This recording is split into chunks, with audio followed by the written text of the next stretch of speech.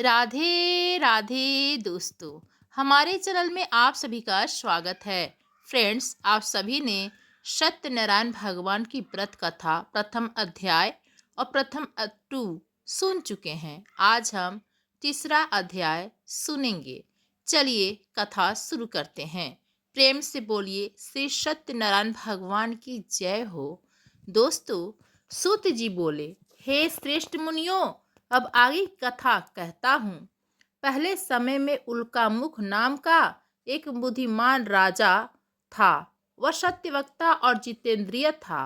प्रतिदिन देवस्थानों पर जाता और निर्धनों को धन देकर उनके कष्ट दूर करता था। उसकी पत्नी कमल के समान मुख वाली तथा सती साध्वी थी।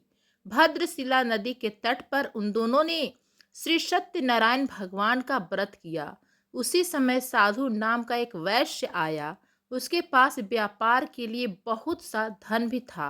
राजा को व्रत करते देखकर वह विनय के साथ पूछने लगा, हे राजन, भक्ति भाव से पूर्ण होकर आप यह क्या कर रहे हैं? मैं सुनने की इच्छा रखता हूँ, तो आप मुझे बताएं। राजा बोला, हे साधु, अपने बंधु बांधवों के साथ पुत्रादि की प्राप्ति के लिए यह एक महाशक्तिमान श्री सत्यनारायण भगवान का व्रत व पूजन कर रहा हूँ। राजा के वचन सुन साधु आदर से बोला, हे राजन, मुझे इस व्रत का सारा विधान कहिए। आपके कथानुसार मैं भी इस व्रत को करूँगा। मेरी भी संतान नहीं है और इस व्रत को करने से निश्चय रूप से मुझे संतान की प्राप्ति होगी। राजा से व्रत का सारा विधान सुन व्यापार से निवृत्त हो वह अपने घर गया। साधु वैश्य ने अपनी पत्नी को संतान देने वाले इस व्रत का वर्णन कह सुनाया और कहा कि जब मेरी संतान होगी तब मैं इस व्रत को करूंगा। साधु ने इस तरह के वचन अपनी पत्नी लीलावती से कहे। एक दिन लीलावती पति के साथ आनंदित हो सांसारिक धर्म में प्रवृत्त होकर श्री सत्यनारायण भगवान की कृपा से गर्भवती हो गई। 10वें महीने में उसके गर्भ से एक सुंदर कन्या ने जन्म लिया। दिनों दिन वह ऐसे बढ़ने लगी जैसे कि शुक्ल पक्ष का चंद्रमा बढ़ता है। माता पिता ने अपनी कन्या का नाम कलावती रखा। एक दिन लीलावती ने मीठे शब्दों में अपने पति को याद दिलाया कि आपने श्री सत्यनारायण भगवान के जिस व्रत को करने का संकल्प किया था उसे करने का समय आ गया है।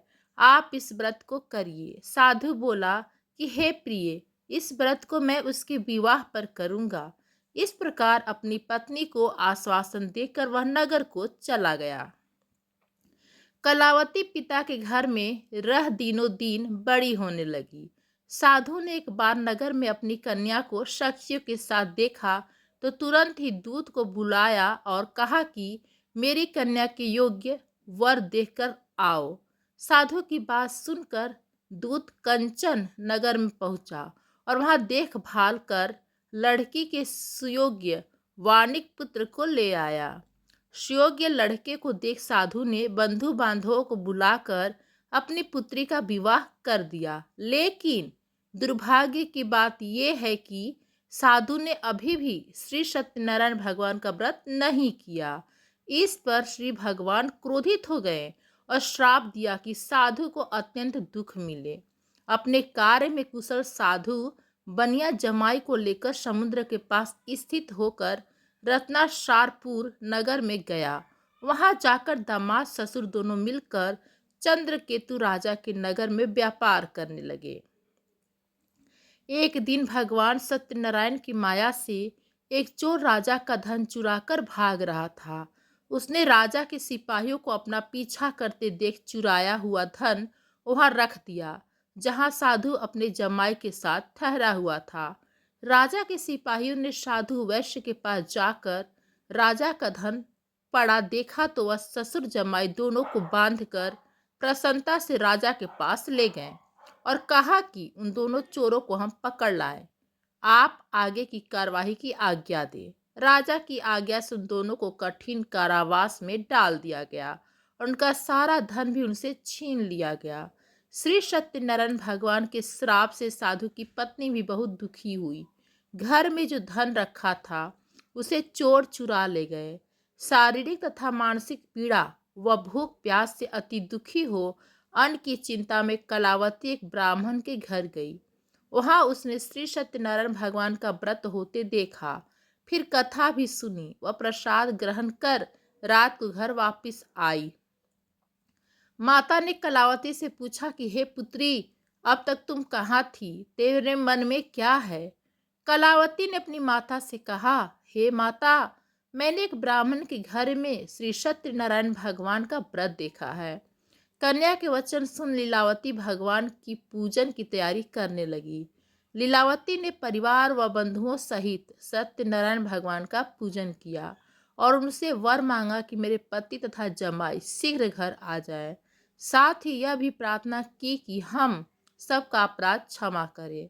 श्री सत्यनारायण भगवान इस व्रत से संतुष्ट हो गए और राजा चंद्रकेतु को सपने में दर्शन देकर कहा, हे राजन, तुम उन दोनों वैश्यों को छोड़ दो और तुमने उनका जो धन लिया है उसे वापस कर दो। अगर तुमने ऐसा नहीं किया तो मैं तुम्हारे धन, राज्य व संतान सभी को नष्ट कर दूंगा। राजा को यह सब कहकर भगवान अंतर ध्यान हो गए। प्रातः काल सभा में राजा ने अपना सपना सुनाया। फिर बोले कि बनिक पुत्रों को कैद से मुक्त कर सभा में लाओ। दोनों ने आते ही राजा को प्रणाम किया।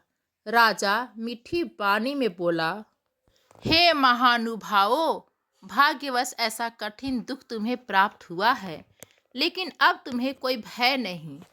ऐसा कहकर राजा ने उन दोनों को नए वस्त्राभूषण भी पहनाए और जितना धन उनका लिया था उसे 2 गुना धन वापस कर दिया। दोनों वैश्य अपने घर को चल दिए। दोस्तों, सभी परिवार आपस में मिल गए और खुशी से रहने लगे। वैश्य ने भगवान श्री सत्यनारायण जी से अपनी क्षमा याचना की और प्रार्थना की कि मुझसे गलती हो गए, मुझे क्षमा करो, और सभी साथ में मिलकर रहने लगे। तो ये थी श्री सत्यनारायण व्रत कथा का तीसरा अध्याय। आप सभी को कैसा लगा कमेंट्स करके जरूर बताएं।